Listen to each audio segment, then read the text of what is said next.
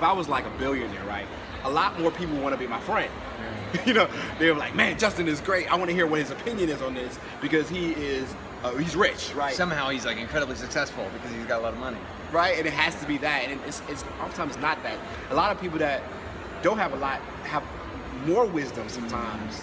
Not to say that people that you can't be, you know, wise and be wealthy, because there's a lot of wealthy, wise people. But I think that society sometimes, without even looking at who the person is, which really matters more, right? They look at the temporary things that can be moved and taken away at any time.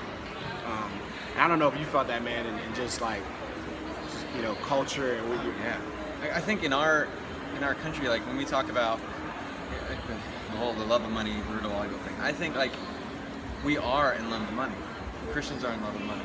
Yeah. And we are because it's a part of our culture too, because money brings about happiness, because money is the provider of all things. That's like kind of what I think.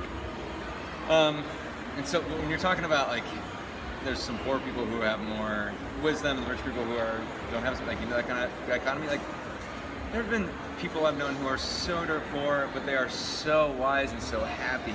Yeah. Yeah. And I recently, like, try to go out to like out west every year, just like stay for a week. And I find there are people there who are just so at peace. And you can't imagine the mountains around the law of creation, that kind of stuff. But here in Atlanta, we're so bent on work, and our schedule's so quick, we're so impatient.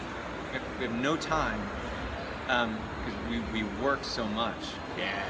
And we don't take any time for anything else. So when you go out into a culture where it's more laid back, less work, more about family, you find people in those situations happier.